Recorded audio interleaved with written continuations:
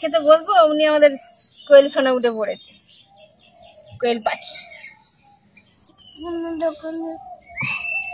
কি নেবে? এদিকে এদিকে দেখো, এদিকে দেখো।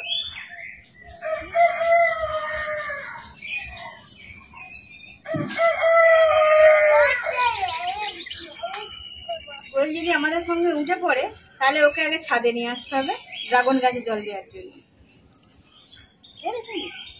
আস্তে আস্তে।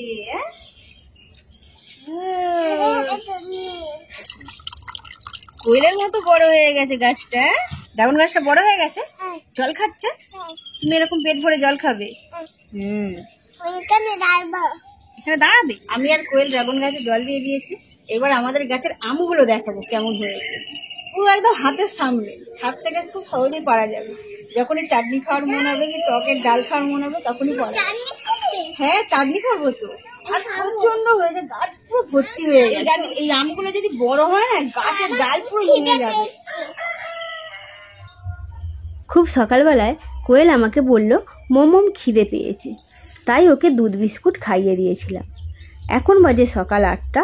স্নেহা টিউশন থেকে বাড়ি ফিরেই মায়ের কাছে বায়না করলো, ঠাম্মা আজকে চাউমিন বানাও, চাউমিন খেয়ে তবে স্কুলে যাব। স্নেহার কথা মতোই মা চাউমিন বানাতে বসে গেছে। আর স্নেহা তো একদম নতুন নতুন সাইকেল চালানো শিখেছে বলে সাইকেল নিয়ে বেরিয়ে পড়েছে একটু প্র্যাকটিস করার উদ্দেশ্যে। এটা হচ্ছে আমাদের হাই স্কুল মাঠ, এখানে 12 ক্লাস পর্যন্ত আছে। চলো, হ্যাঁ, সাহস করে চালাও, চালাও। হচ্ছে না, আবার ট্রাই করো, জোরে প্যাডেল করো, জোরে, আর রাস্তা দেখে চালাও। এই তো, গুড।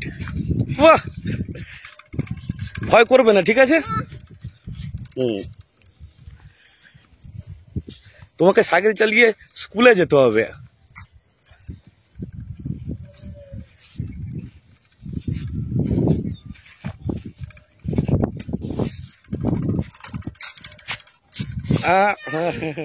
এই তো, বাহ, গুড। চাউমিন সেদ্ধ হয়ে গেছে, একটা পাত্রের মধ্যে জল ঝেড়ে নেওয়া হচ্ছে। এরপর কড়াইয়ে পেঁয়াজগুলো ভেজে নেওয়া হচ্ছে। যেহেতু আজকে এগ চাউমিন হবে সেই জন্য ডিমগুলোকে ভালোভাবে লবণ দিয়ে ঝুড়ো ঝুড়ো করে ভেজে নেওয়া হচ্ছে। স্নেহা কোয়েল এগ চাউমিন খেতে খুব পছন্দ করে। ডিমগুলো ঝুড়ো ঝুড়ো করে ভাজা হয়ে গেছে, এবার একটা পাত্রের মধ্যে তুলে নেওয়া হবে। মাঝে মাঝে একটু সমস্যা হচ্ছে, কিন্তু আবার ঠিক হয়ে যাচ্ছে। হ্যাঁ, চালাও, জোরে প্যাডেল করো, ভালো রাস্তা দিয়ে যাবে। হ্যাঁ, অত হ্যান্ডেল বাঁকাবে না, সোজা যাও, সোজা যাও, প্যাডেল করো, জোরে প্যাডেল করো। হ্যাঁ, সোজা চলে যাও, সোজা।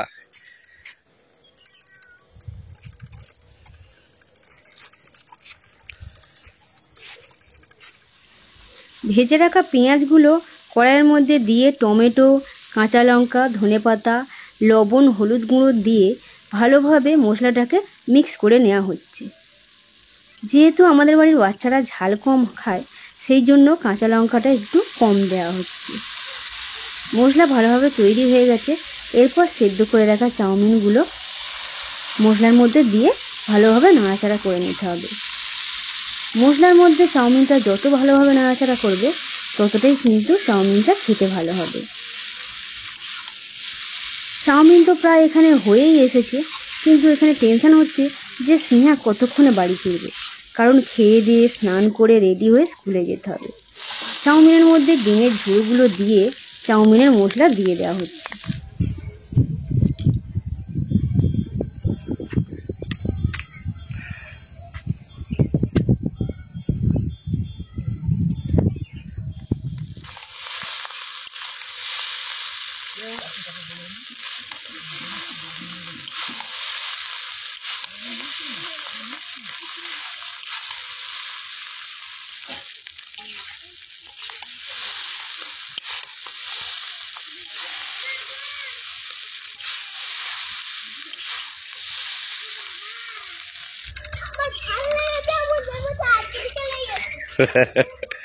ठीक है, चलो।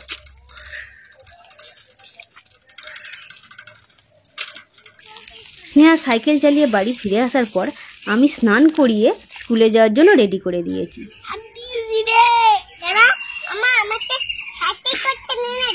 হ্যাঁ হ্যাঁ যাবো। দিদি আজ গিয়েছিল, রোজ 8 ঘন্টা করে প্র্যাকটিস করবে, ঠিক আছে? সকালেই যাবে।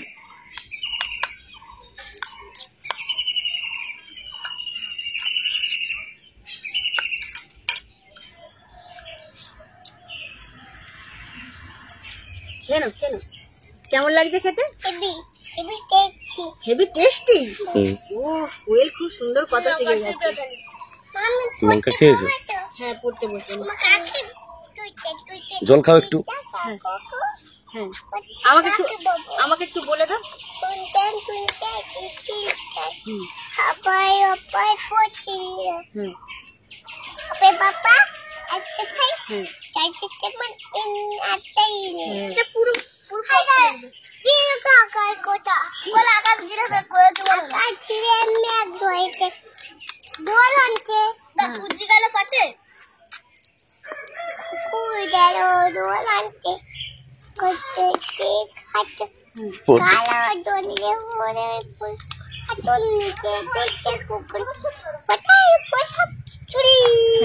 ভরা চুল। কোয়েলের কথাটা কিছুটা এখনো অস্পষ্ট আছে, বুঝতে পারা যাচ্ছে। পাড়ায় সকাল সকাল খুব সুন্দর সুন্দর মাছ বিক্রি করতে এসেছিল। মা বড় বড় চেলা মাছ কিনেছে, বেশ ভালোই বড় সাইজের। আর এই মাছ আমাদের কোনোদিনও হয়নি, এই প্রথম নেওয়া হয়েছে। কিরকম খেতে দেখা হবে। 3টাতেই 1 কেজি হয়ে গেছে, এত বড় বড় মাছ। আর এই মাছ নাকি খুব সুন্দর খেতে, সমুদ্রের মাছ তো খুব সুন্দর খেতে।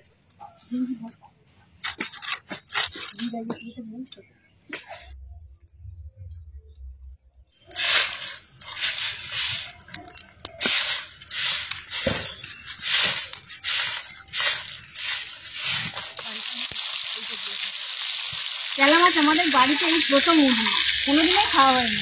আজকে ওই দিনে মা বললো যে নিয়ে দেখা হোক, পরের দিন না হলে চিংড়ি মাছ হবে। টমেটো আর নিও না, আর নেই প্রথম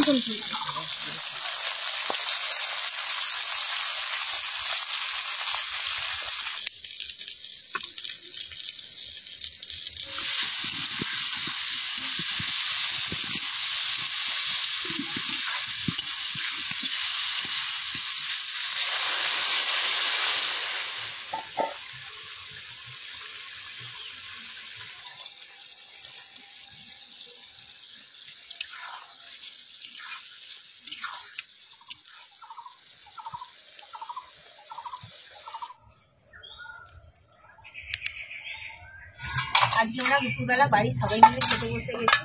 কোয়েলকে খাইয়ে ওর মা ঘুম পাড়াচ্ছে। আমাদের আজকে দুপুরের মেনু পটল আলুর দম, টকের ডাল, চেলা মাছের ঝাল এবং সাথে আছে আমের চাটনি। এই গরমে টক চাটনি এই জিনিসগুলো বেশি ভালো লাগছে।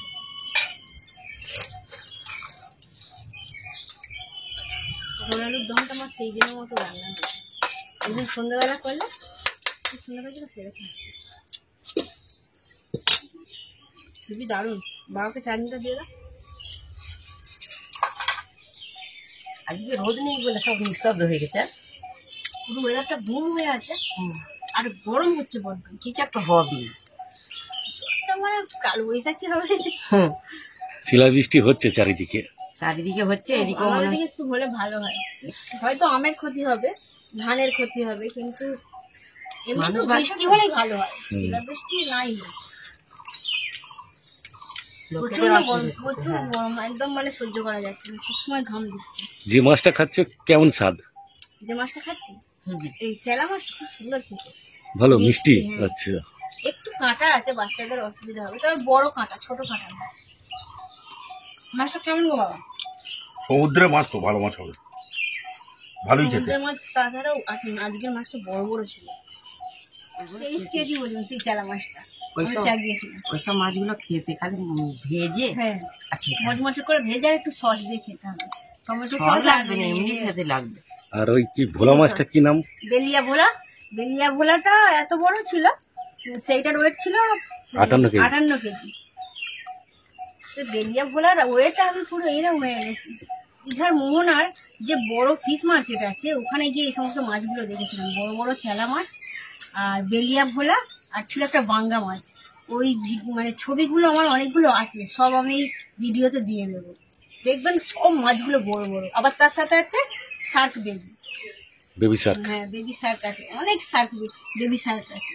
ওটা হাঙর, হাঙরের বাচ্চা, অক্টোপাস, সব আছে, লবস্টার আছে, মানে তুমি চারিদিকে চেয়ে দেখবে মাছ আর মাছ ভোরবেলা দিয়ে। তবে দিঘার আড়তে মাছের দাম খুবই বেশি। দীঘার মোহনার আছে তো? হ্যাঁ আচ্ছা কেন বেশি আবার দীঘায় বলো পুরী বলো মাছের জন্ম তো, কিন্তু ওরা প্যাক করে তো অন্য জায়গায় ট্রান্সপোর্ট করে দিচ্ছে। ট্রান্সপোর্ট করুক না, তাহলে তারপরে- ওইখানে সস্তা হবে না, না, তো ওখানে মাছ নেওয়া না নেওয়াই উচিত। সবাই দেখে ঘুরে, তাহলে বাইরে থেকে মাছ নেওয়া ভালো। হ্যাঁ বাইরে থেকেই নিচ্ছে। মাছের দাম শুনে মাথা ঘুরে যাবে, নেয় অনেকেই নেয়। যাদের টাকা আছে তারা নেবে, আর আমাদের মতো লোক দেখে দেখে ঘরে আসবে। বড় বোন আর আমাদের ছোট জামাই, এরা দুজনে নিতে দিল, বলে এত দামে ইলিশ মাছ নিতে হবে না, এখান থেকে চলো।